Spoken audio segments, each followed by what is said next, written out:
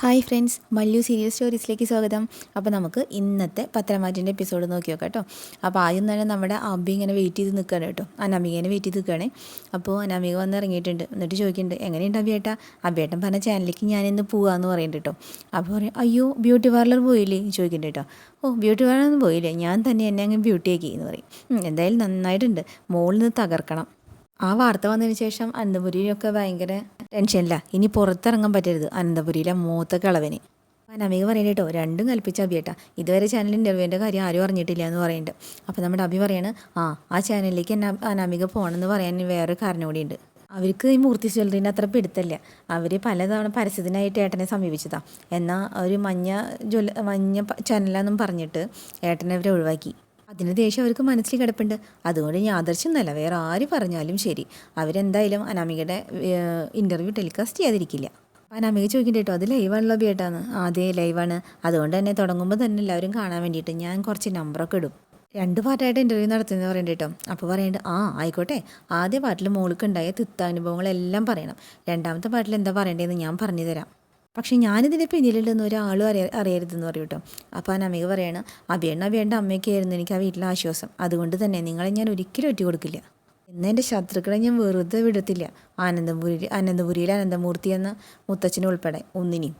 ഞാൻ പോയിട്ട് വരാം അബിയേട്ടാ എന്നും പറഞ്ഞിട്ട് പോകണ്ട കേട്ടോ. ശരിയെന്ന് പറഞ്ഞിട്ട് അബി ഇങ്ങനെ നോക്കി നിന്ന് സന്തോഷമാണ് അബിക്ക്.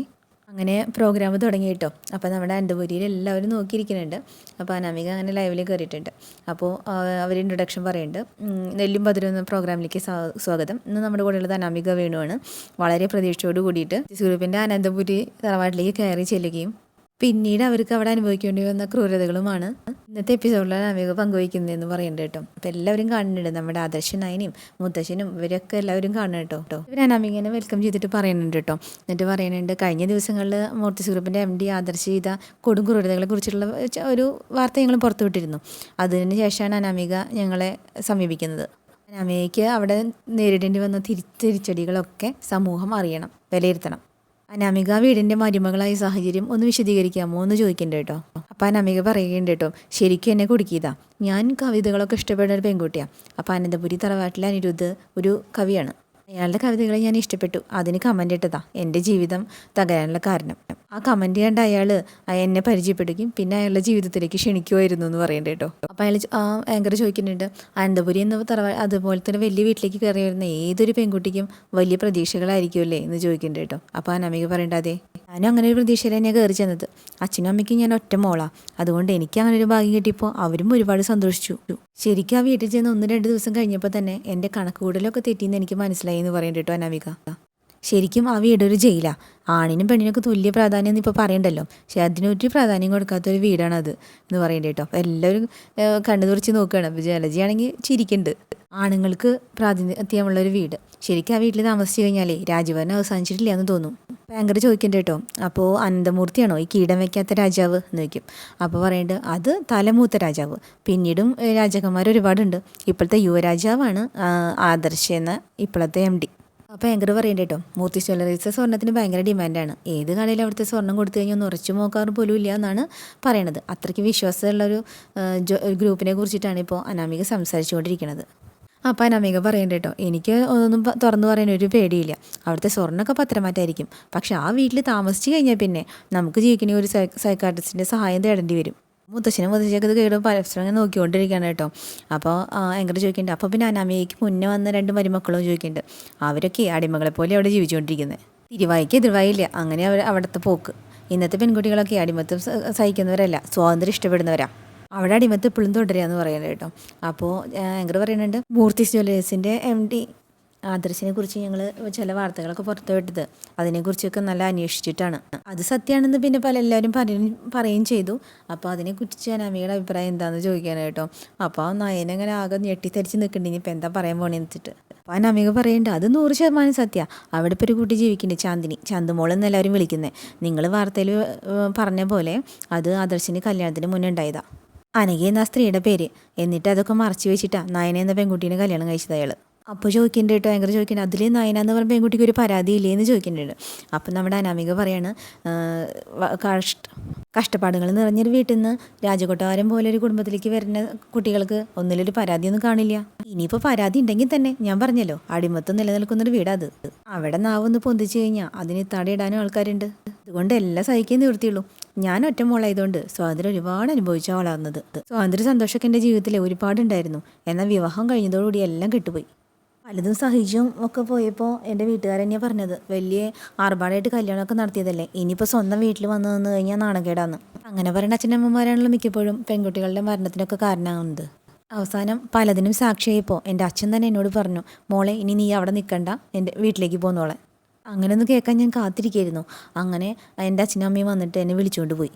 ഭയങ്കര പറയേണ്ടത്, അനന്തപുരി തറവാട്ടിലെ ആണുങ്ങൾക്ക് സ്നേഹിക്കാം, സ്നേഹിച്ച് പെണ്ണെ ചതിക്കാം, എന്നിട്ട് വേറെ വിവാഹം കഴിക്കാം. എന്നാൽ അവിടേക്ക് കയറി വരുന്ന പെൺകുട്ടികൾക്കൊന്ന് പുറത്തിറങ്ങാൻ വരെ സ്വാതന്ത്ര്യം ഇല്ലല്ലേ, ഒട്ടുമില്ല. ശരിക്ക് അങ്ങനത്തെ ഒരു തറവാട്ടിലേക്ക് കയറി ചെല്ലേണ്ടി വരുന്നതേ ശരിക്കും പറഞ്ഞാൽ ഏതെങ്കിലും പെൺകുട്ടികളുടെ ഗതികേടാ. വലിയൊരു വീടുണ്ട്, കോടികളുടെ സ്വത്തുണ്ട്, ആഡംബര കാറുണ്ട്, ഇതൊന്നും പറഞ്ഞിട്ടൊരു കാര്യമില്ല. അതിലപ്പുറം വീട്ടിലുള്ളവർക്ക് സ്നേഹിക്കാനുള്ള ഒരു മനസ്സാണ് വേണ്ടത്. അതിനുശേഷം അനാമികയുടെ ഒരു കള്ള കണ്ണീരും കള്ള വിതുമ്പലൊക്കെ ഉണ്ട് കേട്ടോ. അപ്പോൾ ഭയങ്കര പറയേണ്ടത്, ഈ അഭിമുഖം ഇവിടെ അവസാനിക്കുന്നില്ല. എല്ലും പത്തിനും എന്ന പ്രോഗ്രാമിൻ്റെ 2ാം ഭാഗം നാളെ ഞങ്ങൾ ടെലികാസ്റ്റ് ചെയ്യും. നന്ദി നമസ്കാരം എന്ന് പറഞ്ഞിട്ട് അതവിടെ അവസാനിപ്പിക്കണം കേട്ടോ. അപ്പോൾ ആദർശനോട് നയന ചോദിക്കേണ്ടത്, ഇത് മുത്തച്ഛനും കണ്ടു കാണില്ല ആദർശേട്ടാന്ന് പറയുന്നുണ്ട് കേട്ടോ. അപ്പോൾ ആദർശ് ദേഷ്യത്തിലോ എനിക്കറിയില്ല എന്ന് പറയുന്നുണ്ട്. അപ്പോൾ ഇത് വല്ലാത്തൊരു ചതിയല്ലോ എന്ന് പറയുന്നുണ്ട് നയന. അപ്പോൾ ഇതേപോലെ തന്നെയാണ് ഓരോ വാർത്തകളും കള്ള വാർത്തകളൊക്കെ പുറത്തു വരുന്നത്. ഇനിയിപ്പോൾ ഇത് ആഘോഷമാക്കാനായിട്ട് ഓരോ ചാനലുകാരും തുനിഞ്ഞിറങ്ങും. ലൈവിൽ പങ്കെടുത്തവൾക്ക് സിമ്പതി, നമ്മളാണെങ്കിലോ കുറ്റക്കാരും എന്ന് പറയുന്നുണ്ട് കേട്ടോ. അപ്പം അവിടെ നയന പറയുന്നുണ്ട്, അവൾ ഇതൊക്കെ ചെയ്യുന്ന എൻ്റെ മനസ്സ് പറഞ്ഞതാ, എന്നാലും ഒരു ചാനലിൽ ഇങ്ങനെ കയറി ഇരുന്ന് പറയുന്നൊന്നും ഞാൻ വിചാരിച്ചില്ല എന്ന് പറയുന്നുണ്ട് കേട്ടോ. അപ്പോൾ ആദർശ് പറയും, നിൻ്റെ ചേച്ചിയുടെ വയറ്റിൽ കിടക്കുന്ന കുഞ്ഞിനെ കൊല്ലാൻ നോക്കിയോളാം. അങ്ങനെയൊക്കെ ചിന്തിക്കുന്നവർക്ക് ഇതൊക്കെ നിഷ്പ്രയാസം ചെയ്യാൻ പറ്റുമെന്ന് പറയുന്നുണ്ട് കേട്ടോ. എന്നിട്ട് പറയുന്നത്, ഇങ്ങനത്തെയുള്ള ആൾക്കാരുണ്ടല്ലോ അവരുടെ സുഖ സന്തോഷം മാത്രമേ നോക്കാറുള്ളൂ, ഇതിനുവേണ്ടി അവരെന്തും ചെയ്യുമെന്ന് പറയുന്നുണ്ട് കേട്ടോ. അപ്പോൾ നയന ചോദിക്കുന്നുണ്ട്, ഇനിയിപ്പോൾ ഇതിനൊക്കെ പിന്നെ അഭിയായിരിക്കുമോ എന്ന് ചോദിക്കുന്നുണ്ട്. അങ്ങനെ പറയാതിനും പറ്റില്ല, അവനെ പിന്നിൽ നിന്ന് കളിക്കുന്നവനാ, അവന് ചെയ്യാൻ പറ്റാതൊക്കെ അവൻ അനാമയെ കൊണ്ട് ചെയ്യിക്കും. ഗുഡി തറഞ്ഞിരുന്നെങ്കിൽ പഴയ പോലെ നമുക്ക് തടയായിരുന്നു, പക്ഷെ നമുക്ക് തടയാൻ പറ്റില്ലല്ലോ. ഇത് ടെലികാസ്റ്റ് ചെയ്ത മഞ്ഞ ചാനലുണ്ടല്ലോ, അവർ പലതവണ ഈ പരസ്യത്തിന് വേണ്ടി ഇവിടെ ഇറങ്ങി കയറിയിട്ടുള്ളതാ. അന്നൊക്കെ ചാനലിലുള്ള വിശ്വാസക്കുറവ് കാരണം നമ്മൾ പരസ്യം കൊടുത്തിട്ടില്ല, അതിൻ്റെയൊക്കെ ദേശീയ ചാനലിൽ കാണിച്ചിട്ടുണ്ട് എന്ന് പറയുന്നുണ്ട് കേട്ടോ ആദർശ്. എന്നിട്ട് പറയുന്നുണ്ട്, ഇത് മുത്തശ്ശനും മുത്തശ്ശിക്കൊക്കെ ഇപ്പോൾ ഇത് വല്ലാത്തൊരു ഷോക്കാവും. ഈ കാരണം കൊണ്ട് അവർക്ക് എന്തെങ്കിലും സംഭവിച്ചാലേ പിന്നെ ഞാൻ അനാമികേനെ കുടുംബത്തിൽ ജീവിക്കാൻ അനുവദിക്കില്ല. എന്നിട്ട് ജലജ പറയണ്ടിട്ട് ജാനകിയോട്, എന്തായാലും വല്ലാത്ത മോശമായി പോയി, അവള് ചാനൽ കയറിയെന്ന് ഇങ്ങനെയൊക്കെ പറയുന്നത് ഞാൻ വിചാരിച്ചില്ല എന്ന് പറയുന്നുണ്ട് കേട്ടോ. അപ്പം നവ്യ പറയണ്ട, അല്ലെങ്കിൽ അവൾക്ക് ഇത്തിരി അഹങ്കാരം കൂടുതലാണ്. അപ്പോൾ ജാനകി ചോദിക്കുന്നുണ്ട്, എന്തിനാ നവ്യ അവരെയൊക്കെ കുറ്റം പറയുന്നത്, ഈ വീട്ടിലൊരുത്തൊരു കുഞ്ഞിനെ ഇവിടെ കൊടുന്നിരുത്തിക്കുക, എന്നിട്ട് നാട്ടുകാരൊക്കെ ചോദിക്കുമ്പോൾ നമുക്കൊന്നും പറയാൻ പറ്റാത്ത അവസ്ഥയും, എന്തിനാണ് എല്ലാവരും ഒളിപ്പിച്ച് വയ്ക്കുന്നതെന്ന് ചോദിക്കുന്നുണ്ട്. അപ്പോൾ ജലജ പറയുന്നുണ്ട്, അതിപ്പോൾ എല്ലാവരും എൻ്റെ അറിഞ്ഞു കഴിഞ്ഞല്ലോ.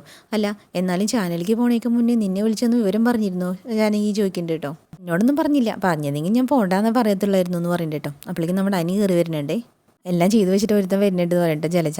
എന്നിട്ട് ചോദിക്കുന്നുണ്ട്, മോനെ അനി ചാനലിലൂടെ നിൻ്റെ ഭാര്യ പറഞ്ഞതൊക്കെ കേട്ടായിരുന്നു ചോദിക്കുന്നുണ്ട്. അപ്പോൾ അനി ചോദിക്കുന്നുണ്ട്, ഭാര്യയോ, ഏത് ഭാര്യ? ജാനകി പറയുന്നത്, അവനിപ്പോൾ അവൻ്റെ ഭാര്യനെ അറിയില്ല എന്ന് പറയുന്നുണ്ട് കേട്ടോ. അപ്പോൾ പറയും, എനിക്കൊരു ഭാര്യയില്ല, അവളുടെ അന്വേഷണത്തിന് അവളുടെ വീട്ടിലേക്ക് പോയി, ഇനിയിപ്പോൾ എനിക്കൊരു ഒന്നും ആലോചിക്കേണ്ട ആവശ്യമില്ല. എടാ അവ ജാനകി പറയുന്നുണ്ട്, ചാനലിലൂടെ അവൾ പറയുന്നത് കേട്ടിട്ടേ മുത്തശ്ശിക്ക് ആകെ ചങ്ക് തകർന്നാ പോയിരിക്കുന്നതെന്ന് പറയുന്നുണ്ട് കേട്ടോ. അപ്പോൾ നമ്മുടെ നവ്യ പറയുന്നുണ്ട്, ആകെ നാണക്കേടായി അനി.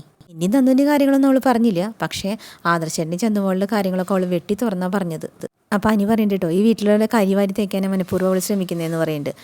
അപ്പോൾ അവളല്ലടാ അതിന് ശ്രമിക്കുന്നതെന്ന് പറയുന്നുണ്ട് ജാനകി. ഇപ്പോഴും എനിക്ക് അവളോട് മതിപ്പാ, ഈ വീട്ടിലുള്ളവരെ കൂടിയിട്ടാണ് അവളെന്നെ ഇവിടെ നിന്ന് ഇറക്കി വിട്ടത്.